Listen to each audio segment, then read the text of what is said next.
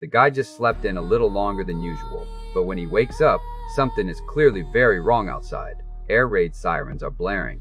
A military helicopter has crashed into the building next door. Before he can process any of it, screams and inhuman shrieks erupt from the street below. He rushes to the window. People are running for their lives. His girlfriend is down there staring at something. Jack yells for her to come back up, but the next second, a mob tackles her to the ground and tears into her. Jack is paralyzed with shock. He has no idea what's happening. He stumbles back inside. That's when a man bursts through his door. It's his neighbor. The guy says his wife has gone insane and begs Jack to let him hide here. Before Jack can respond, the neighbor clutches his neck and rushes into the bathroom. Jack notices what looks like a bite wound. Something's off. He grabs a knife. The TV is broadcasting an emergency alert. A zombie virus has broken out across the city. Anyone infected becomes violent and bloodthirsty. The neighbor comes out and sees the news. He insists he's fine, but his eyes flood red. His body starts to change. He hasn't fully turned yet. When Jack raises the knife, the neighbor backs off and leaves.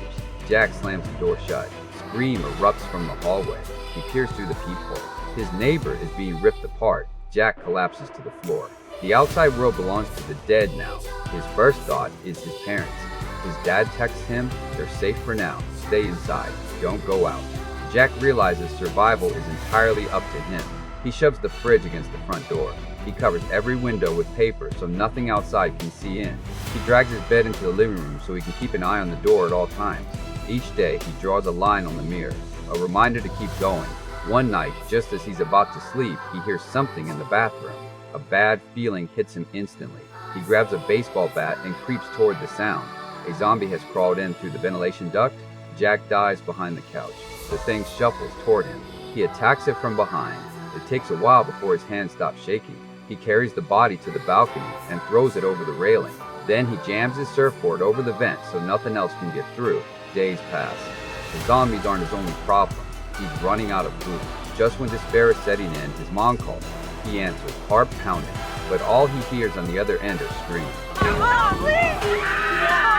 His parents are gone. Jack loses it. He smashes everything in sight, but the rage doesn't go away. He decides to take it out on the zombies. He grabs his bat and opens the door. There's one lying on the ground right outside. He's about to swing when he realizes it's his neighbor. Okay! Before he can react, a horde charges at him from down the hall. He barely makes it back inside. He's never going out there again. Then the lights go out. He looks outside. The entire city has gone dark. He loses the will to live. The next morning, he tears the paper off the windows. He ties a rope into a noose. At least this way, he dies human. He works up the courage to kick the stool away. And that's when he spots someone on the balcony across the street. A living person. The shock makes him slip. He kicks the stool by accident, but the knot is loose. The rope gives way. He survives. Once he confirms the woman across the way isn't a hallucination, something shifts. He wants to live again. They can't speak. The noise would attract zombies, so they communicate with written notes. The woman is out of water. Jack tells her he'll figure something out. That night, a heavy rain pours down. Jack collects water and finally washes himself. The next day, he throws a rope across to her building and sends over 2 bottles of water, but one bottle hits the railing. The noise draws a zombie. The thing is fast. It scales 3 floors in seconds. Jack throws objects at it, luring it toward his own building. Meanwhile, other zombies relentlessly pound it against his front door. He locks the balcony door and braces himself against the entrance. The pounding stops. But the zombie is now on his balcony, smashing against the glass. Jack grabs his bat. Then the zombie knocks itself out cold on the glass. Jack rushes out and finishes it off. After that, he knows staying put isn't a long-term plan. Late one night, he sneaks out to scavenge. He finds his dead neighbor's keys and lets himself into the apartment next door. There's peanut butter and bread. He stuffs it all into his backpack. He also finds a set of climbing gear. He's thrilled, until he spots a foot sticking out from the shadows. Zombie. He grabs the climbing pig just in time and fights it off. He sprints home and strips down, checking every inch of his body. No bites. Going through the climbing pack, he finds 2 walkie-talkies. This changes everything. He can actually talk to her now. He sneaks downstairs and tosses one onto the woman's balcony. Before bed, he holds up a note telling her to check her balcony. The next morning, her voice crackles through the radio. Jack is overjoyed. They finally have a real connection, but food runs out again. He remembers the ventilation ducts. They smell terrible, but they're safer than the hallway. He drops into a random apartment. It's clear, and it's stocked with food. He radios the good news to the woman. Then, an old man appears, holding a weapon. He checks Jack for bite marks. Satisfied, he lowers his guard and offers Jack food. Jack thinks the guy is harmless. The next second, the old man attacks him from behind. When Jack comes to, he's tied up in a room with a female zombie, the old man's wife. He couldn't bear to let her starve, so he tried to feed her Jack. Just then, the walkie-talkie in the living room crackles. The old man turns to check.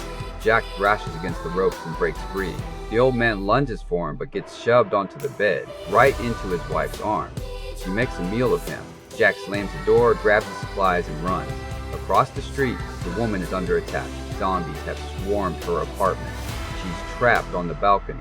Jack ties bed sheets together, climbs down his building, and drops to the street. He finds a shotgun on the ground. A zombie charges him. One shot puts it down. The woman throws down her own bedsheet rope, signaling him to climb up. Jack scales the sheets and reaches the balcony one floor below hers. He pulls out his knife and cuts the sheets so nothing can follow. Zombies are flooding into her apartment. She has no choice but to jump. With Jack's help, she drops down and lands on top of him. They finally found each other. No time to celebrate. They sprint down the corridor and burst outside. After fighting through a gauntlet of zombies, they make it into a room. But a zombie grabs Jack's leg. The woman hears his screams through the door but can't bring herself to open it. Jack breaks free and bursts back in. He tells her to stay back. He strips off his clothes, terrified he's been bitten. If there's a wound, he's jumping off the balcony right now. He pulls off the last layer.